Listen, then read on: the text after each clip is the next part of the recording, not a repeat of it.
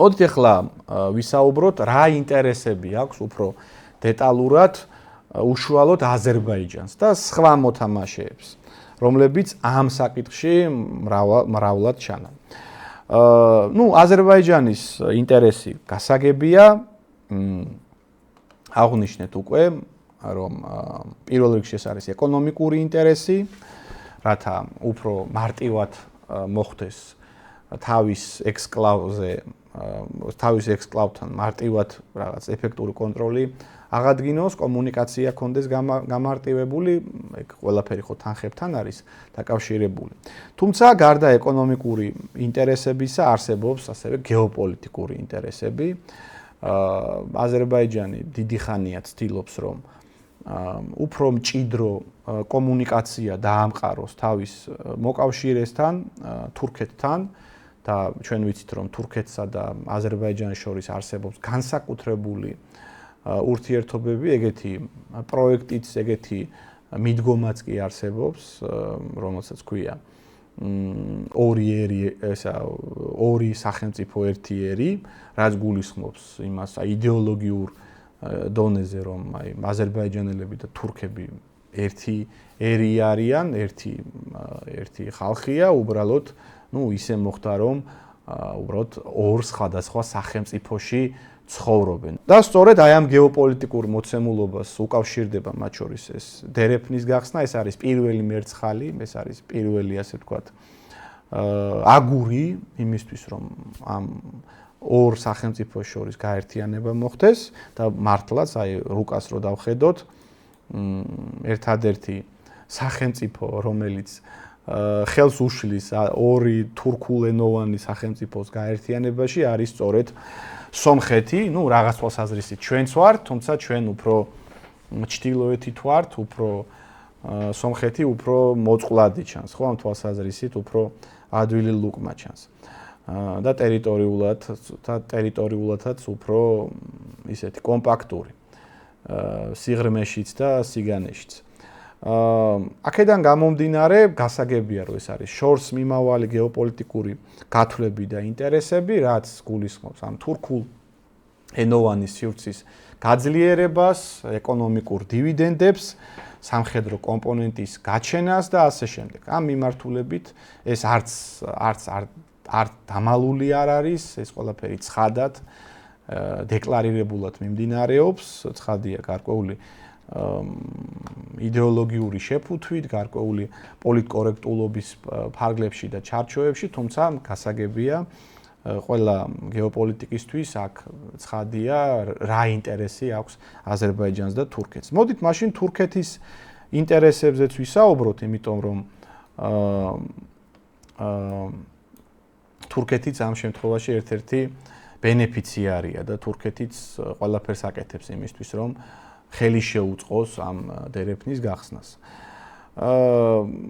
ჩვენ ვიცით, რომ თურქეთი წარსულში იყო იმპერია, რომლის საზღვრები იყო განუზომოდ უფრო დიდი, სამ კონტინენტზე მდებარეობდა ოსმალური იმპერია, ის როგორც ევროპაში იყო, ასევე აზიაში იყო, ასევე ჩრდილოეთ აფრიკაშიც იყო მისი კონტროლი, შეგახსენებთ, ვენასთან მთავრდებოდა თურქეთის საზღვრები, ხო, ძალიან ევროპის სიღრმეშიც კი იყვნენ მე-17-18 საუკუნამდე და აი ეს წარმოდგენები არსად არ გამქრალა.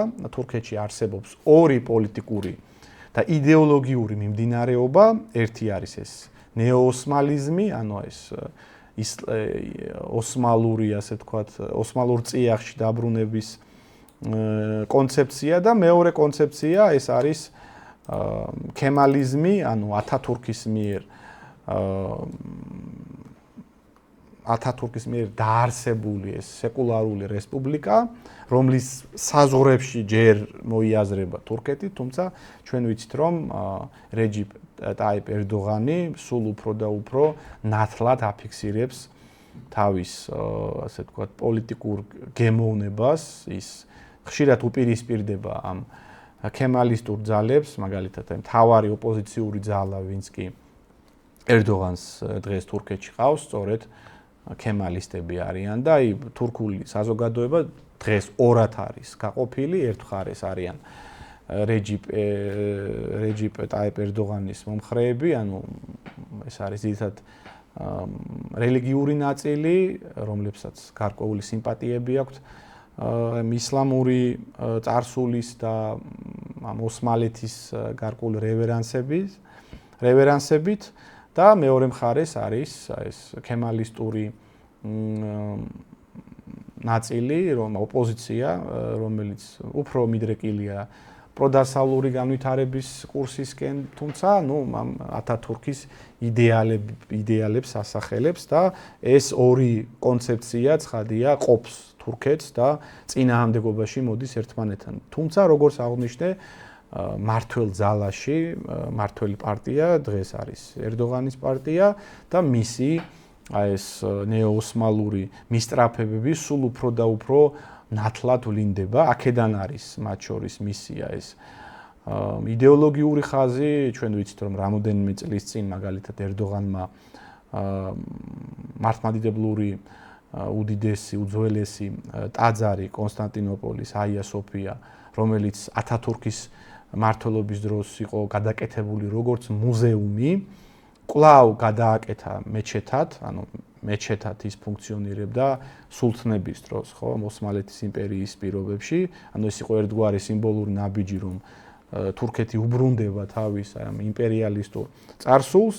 შემდეგ ჩვენ ვიცით, რომ ერდოღანის პირობებში ძალიან გაძლიერდა თურქეთის სამხედრო სამრეწველო კომპლექსი, გაჩნდა მაგალითად ეს ყბადაღებული ბაირაქტარები, ეს ძალიან გაძლიერდა მოკლედ თურქეთი სამხედრო თვალსაზრისით, ის ძალიან აქტიური გახდა სამეზობლო პოლიტიკაში, მათ შორის ყარაბახის ომში, მათ შორის სირიაში მიმდინარე პროცესები ხო შეიძლება ითქვას პირდაპირ ორკესტრირებულია თურქეთიდან, ხო, თურქეთის ღია ჩართულობით, ხარდაჭერით, დაფინანსებით მიმდინარეობს სხვადასხვა პროცესი და ამჟამინდელი სირიის ხელისუფლება პირდაპირ ეყრდნობა თურქეთს, ანუ როდესაც ბევრი საუბრობს, რომ აი პროდასალური ძალები არიან თურქეთში, იმაში სირიაში, ეს მთლად კორექტული არ არის.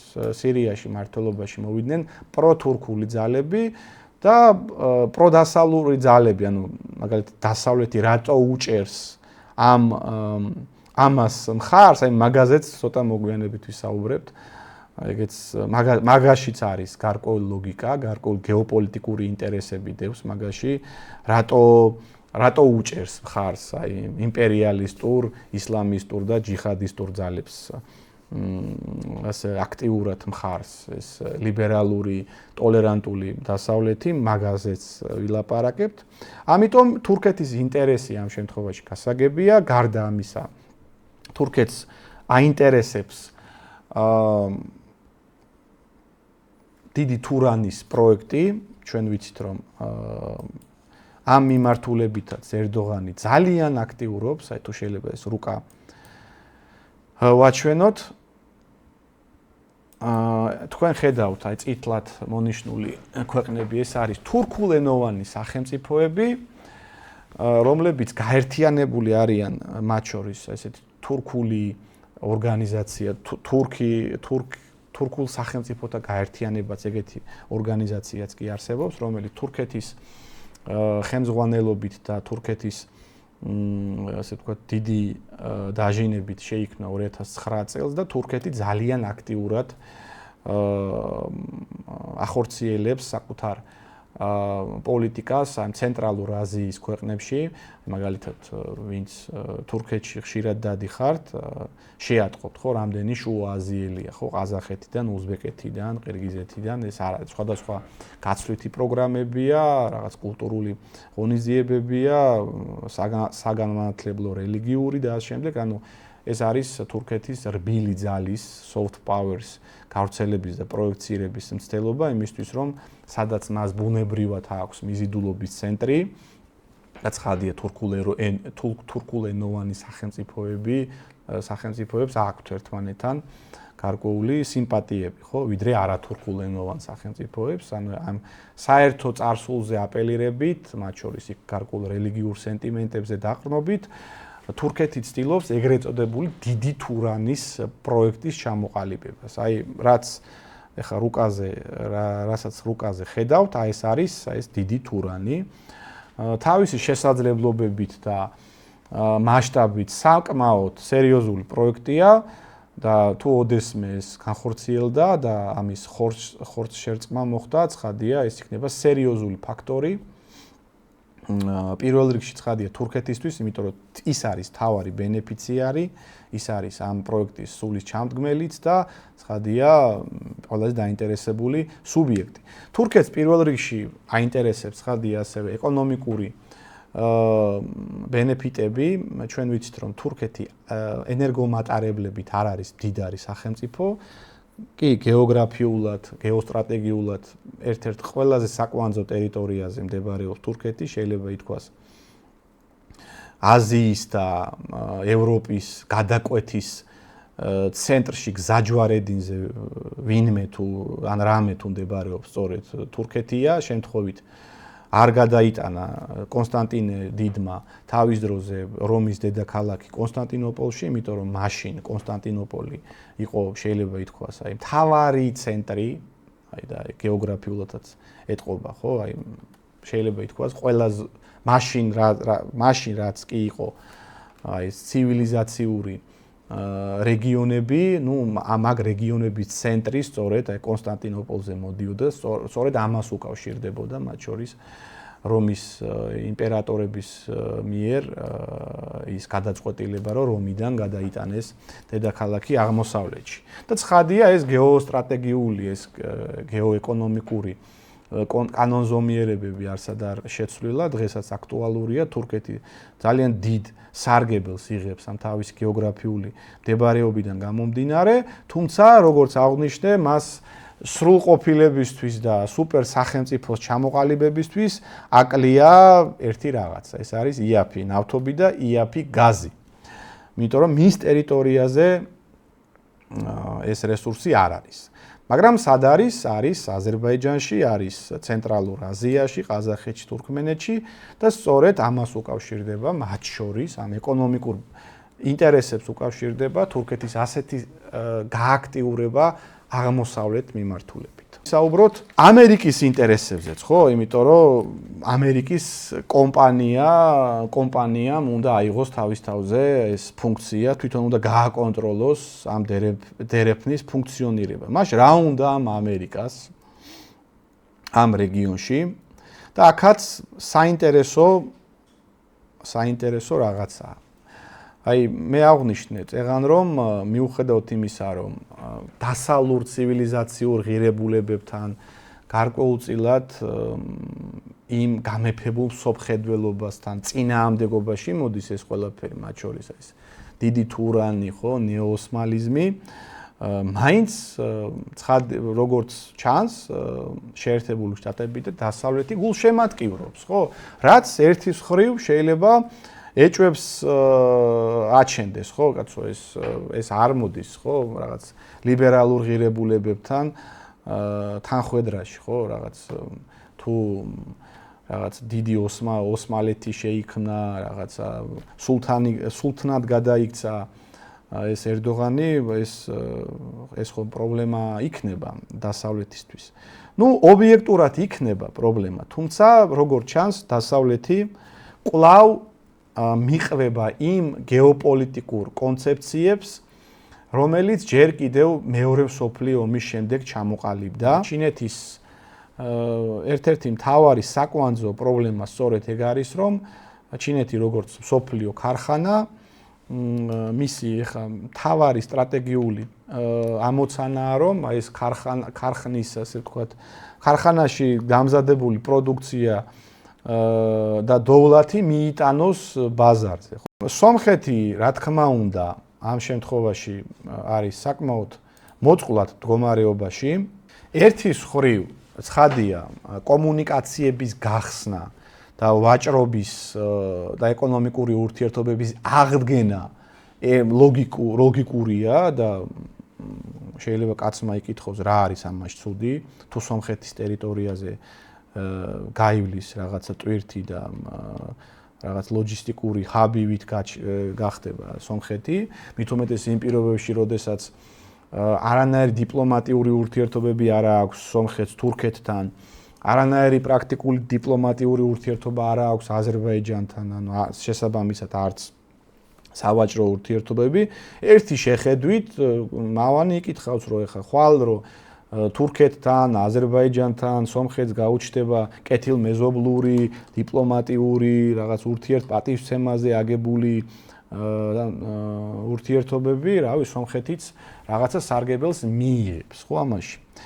უყურეთ, ერთ შეხედვით ეგრეა, მაგრამ თვითონ ის ფაქტი, რომ მაგალითად აზერბაიჯანი წინააღმდეგია, რომ სომხეთმა განახორციელოს საკუთარ სუვერენულ ტერიტორიაზე ამ დერეფანზე კონტროლი და საჭიროა მესამე მოთამაშის ამ შემთხვევაში ამერიკის კერძო კომპანიის ჩართულობა ამაში მეტყველებს რამდენად სინამდვილეში თანასწორ სუბიექტად განიხილება სომხეთი ამ ყველაფერში. ირანს არ აწყობს ამ დერეფნის გახსნა, იმიტომ რომ ირანისთვისაც სერიოზული საფრთხის შემცვლელია.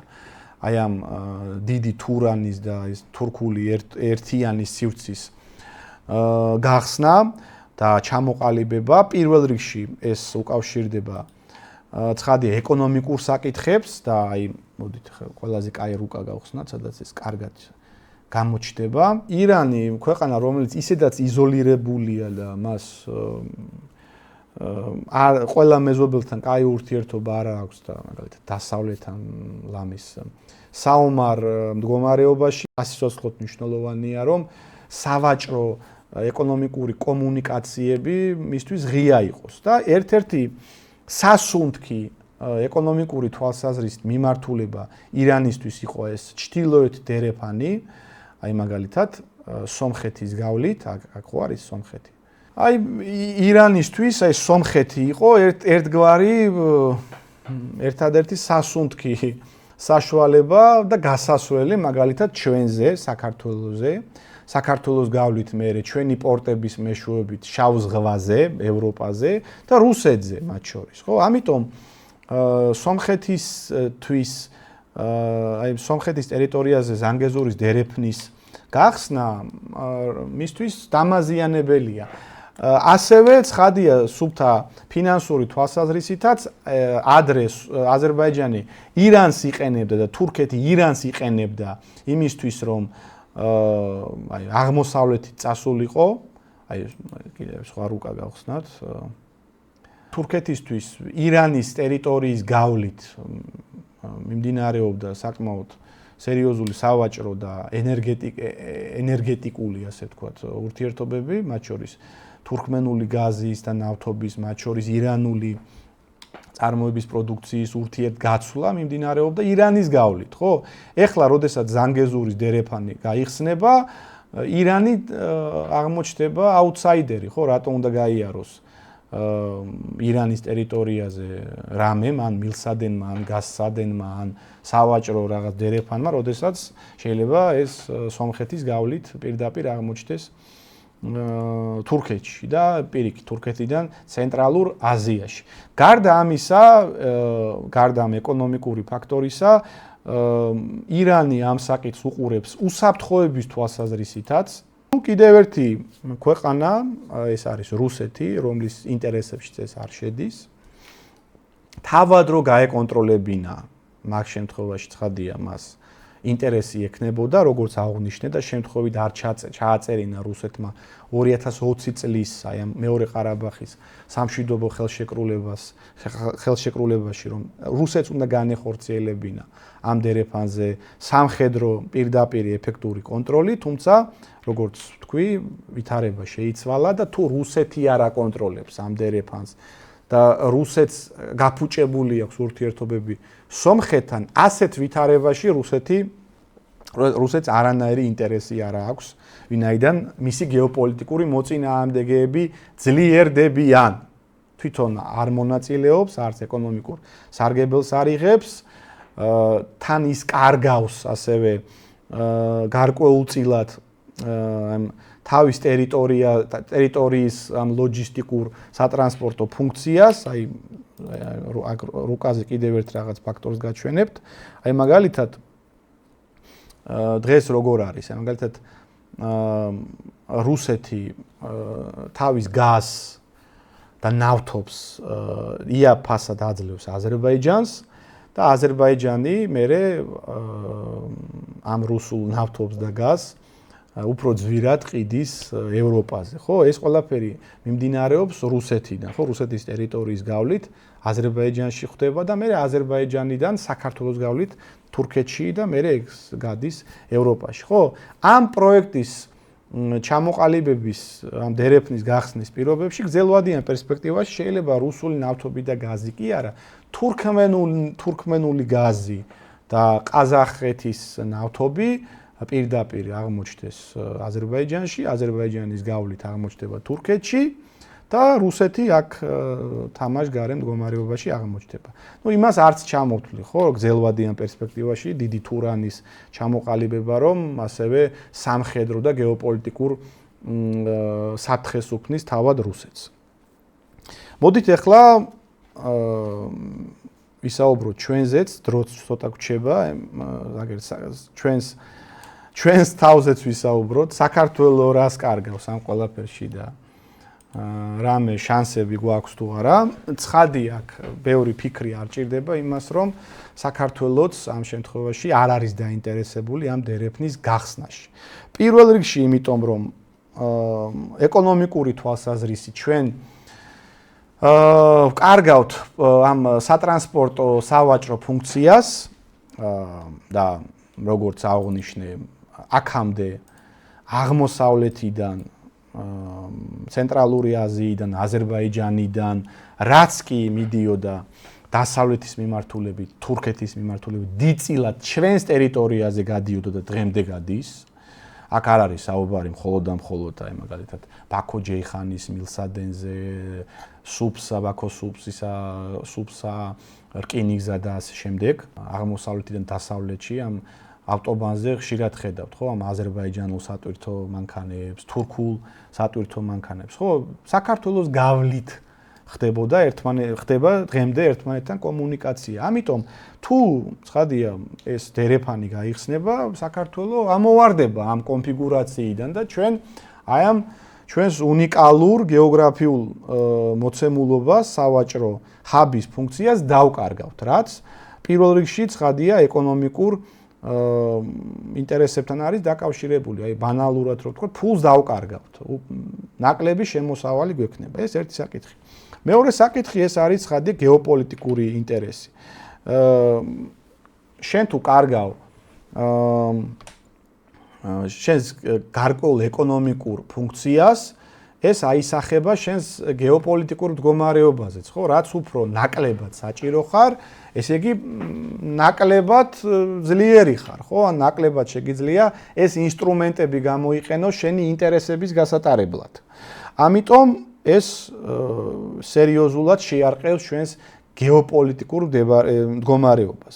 და მესამე ფაქტორი ეს არის ცხადია უსაფრთხოების საკითხიც, ხო? ეს ახალი კონფიგურაცია, რომელიც ჩვენს გარშემო ყალიბდება, უსაფრთხოების თვალსაზრისით არ არის მაინც და მაინც ჩვენთვის საინტერესო. კვლავ იქიდან გამომდინარე, რომ ჩვენი გეოპოლიტიკური ფუნქცია დასუსტება ამ ყველაფერში. ნუ გამოსავალი რა არის ახლა? გამოსავალი ძალიან ცოტაა, იმიტომ რომ საქართველოს მით უმეტეს ამ ყველაფერზე ვერანაირ გავლენას ვერ მოახდენს ჩვენი ზომიდან და რესურსებიდან გამომდინარე.